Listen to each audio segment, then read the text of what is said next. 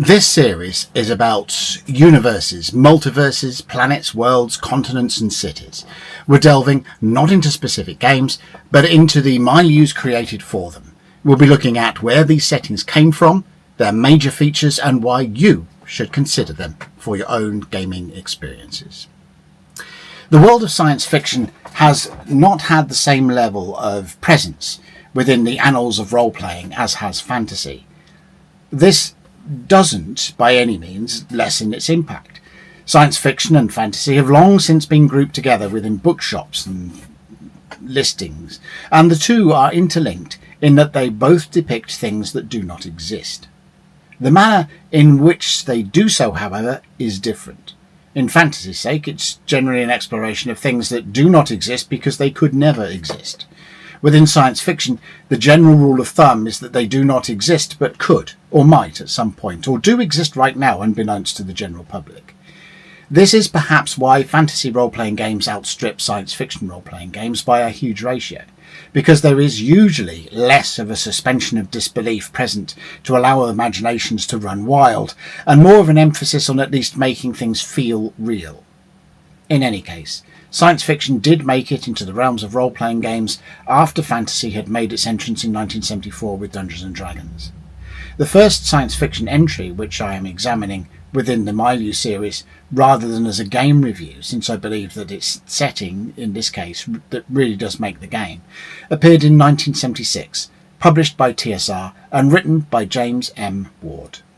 Predating what I consider to be the preeminent science fiction role-playing game, that being Traveller, by a year, and subject to today's view over the Milieu, is the gigantic Starship Warden, the focus of the role-playing game Metamorphosis Alpha.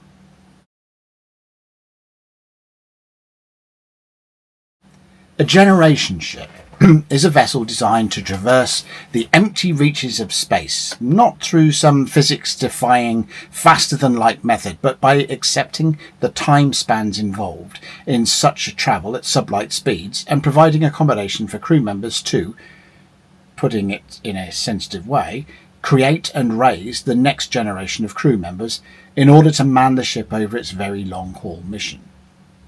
Should a generation ship be exposed to some form of problem, say an alien biomatter-induced pandemic, then the handover from one generation to the next may be interrupted through the needs to survive such disasters, and the whole system may as a result collapse. Where survival is the overriding day-to-day activity, such skills and knowledge as space navigation, computers, operation of sensors and so on become trivialized and ultimately unimportant, perhaps leading to loss of the original mission's purpose and even a descent into tribalism by factions of the former crew and their families. The result may evolve into a vast ship encompassing primitive, survival-based small groupings that retain little actual memory of their ancestors' roles as starship crew. This is the premise behind Brian Aldiss's 1958 novel NonStop, published in the US as Starship from 1959. Typically of Aldiss, see his Heliconia trilogy for another example, NonStop presents a twist in the tale that I won't spoil for those that haven't read it. Go and read it, it's a great story, as is Heliconia, and as is much of Aldiss's work in general. The basic premise presented in NonStop was picked up by James M. Ward for his 1976 game Metamorphosis Alpha. Here, the Starship Warden is a huge generation ship that has undergone a disaster, in this case massive exposure to radiation that has caused a similar degradation of on-board life as we see in NonStop. The ship's inhabitants have, by and large, descended into tribal factionalism, with the original purpose and nature of the vessel forgotten. Mutations have arisen in the population, some beneficial, some enabling a mutant to otherwise pass as normal. Into this environment comes adventurers, mutant or non-mutant inhabitants of the Warden who, for whatever reason, have chosen to band together to explore the starship, initially and perhaps eternally unaware that it is a starship that they are exploring. As well as belligerent members of the various tribes and factions, the overgrown, tangled mass of corridors and areas with the ship are inhabited by animals and mutated beasts and other dangerous plant life. As they seek whatever they are seeking, these adventurous souls may obtain treasures in the form of technological artifacts which they may or may not be able to figure out how to use, coloured security bands which enable them to travel into areas otherwise firmly blocked by secure portals and elevator security, and robots. The whole feels more like a vast dungeon with science fiction elements, and its general course of play is similar to that used within the default dungeon crawls of many old school Dungeons & Dragons games, and it hasn't escaped reviewers during the game's periods of production. However, I prefer to approach it as a true science fiction work because the premise is science fiction, and the format of exploration of the Warden's corridors and halls is distinct from delving into the lairs of dragons, beholders and liches. Problems arising during exploration are not hampered by the presence of magic, and magic cannot be accessed to call upon for solutions. Whether participating characters know it or not, it is a spaceship that they are exploring, and a referee must bear that in mind as things progress. Because the concept of science fiction gaming was so new at the time, TSR presented a Dungeons & Dragons adventure written by Gary Gygax for Origins 2 in 1976 to help introduce, specifically, Metamorphosis Alpha, and to give Dungeons & Dragons players a taster in their own terms.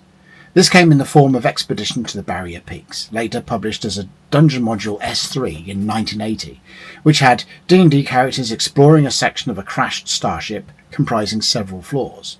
Although it has been specifically stated by Gygax and others that the starship buried within the Barrier Peaks is not the Warden, it is often associated with it.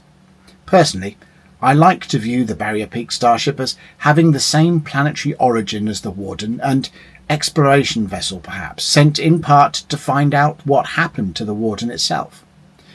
Dungeons & Dragons and Metamorphosis Alpha contain many similarities within their rules, meaning it's a fairly easy task to use Module S3 with Metamorphosis Alpha, or having D&D characters lost in the depths of the Warden itself.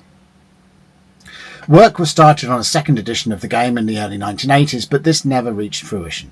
Instead, an amalgamation of Ward's Gamma World setting, originally released in 1978, named Metamorphosis Alpha to Omega, arrived in 1994 under the short-lived Amazing Engines rules. A third edition, Metamorphosis Alpha Universe, was released by Fast Forward Entertainment in 2002, with the emphasis on the period of the Warden's history when it was suffering the disaster that would lead to the more primitive, broken-down society we saw in 1976.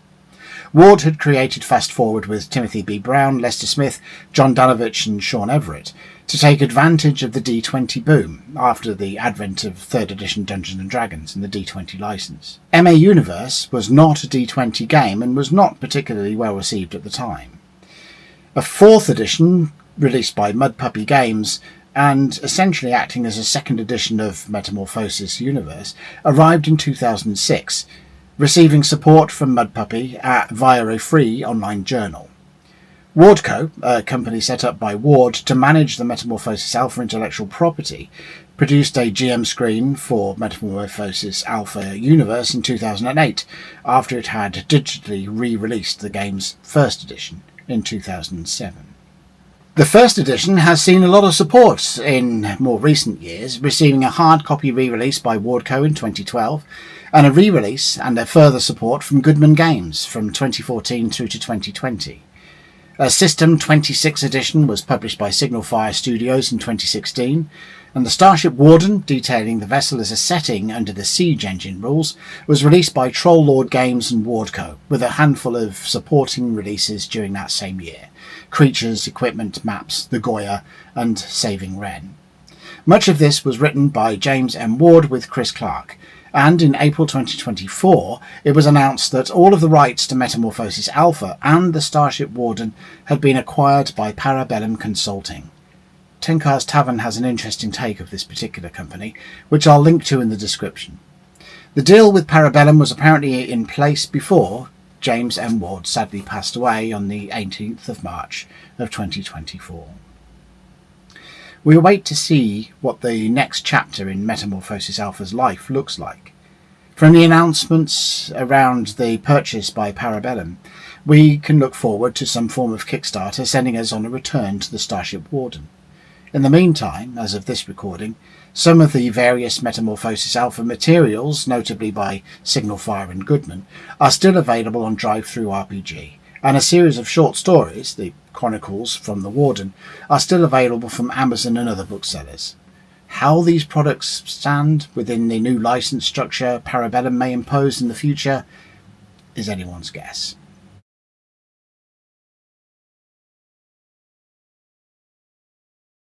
At its very basic, the Starship Warden is a huge hulk of a vessel comprising 17 decks, which have, over the years, been subject of mild detailing. The Warden's decks are divided by very thick tween-deck areas which remain undetailed and can be drawn upon by games masters to insert their own stamps beyond the vaguely established decks. A variety of different settings, from urban to jungle, exist across the decks themselves, providing a lot of scope for different types of adventuring environment. One question does hang over the place. Is it science fiction? James M. Ward is on record as stating that the Warden, and Metamorphosis Alpha in general, is soft science fiction, and that is broadly the manner in which it is presented. It is not gung-ho space opera. It is not cyberpunk Dark City Blues. It does not portray galaxy-wide war as a backdrop. There is only the ship, the part-mutated inhabitants of it, and lost technology that people are attempting to understand to better their chances of survival. However, I would counter, and yes, I'm aware that I'm countering the setting's own author here, that the Warden can support a wide variety of science fiction possibilities, either as a setting in and of itself, or as a place to discover and temporarily visit. Imagine what Doctor Who would make of it, or a group of travellers coming across it in the depths of a rift. If you enjoyed Expedition to the Barrier Peaks, especially now that it has arrived in the 5-year sphere in both Goodman and Wizards of the Coast conversions, maybe the adventures of that ilk can be continued, perhaps by the player characters discovering a semi-functional teleportal from the Barrier Peaks craft to the Warden. Within the Warden itself, the mixture of factions and the various levels of technological understanding, indeed understanding of their situation, opens many doors, as does the presence of the ship's computer, still functional and accessible for information to those that know how. Horror science fiction is possible, for example. A John Wyndham's Day of the Trifid style of campaign where the inhabitants of a deck are being overrun by dangerous, mobile, intelligent plant life. And there is, of course, the twist potentials as explored within Aldous' novel NonStop. There is potential for those twists to be applicable to the Warden, and if that is the case, new character types may be introduced that hook into those twists. I'm still not going to tell you what that twist is, but once you read the book, you will understand what I mean.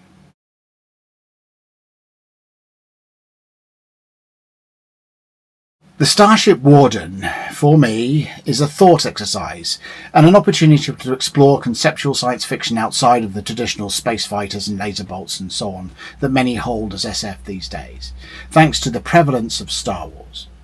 If you want to try something a bit different to that, or indeed use the Warden as a stop-off point as I discussed in the features setting, then yes, it's an interesting place with much potential. Unless you are clever with the place, then I'm not convinced it's a location for a long-term campaign, by which I mean one of at least 3 years. I've always semi-guided Warden campaigns to an end goal of discovering the vessel and its original purpose and attempting to at least partially set it back on track to achieving its original goals. I feel that a lights coming back on moment serves as a fitting close to a campaign, even if it is a shortened adventure, say a Doctor Who adventure where the Doctor and companions investigate the ship, encounter its inhabitants and gradually unearth its secrets. That lights coming back on as the Doctor briefly looks back and smiles as he enters the TARDIS, wrapping things up nicely. The Warden as an entity is as science fiction as the Foundation, the Ringworld, the Starship Enterprise, and so on.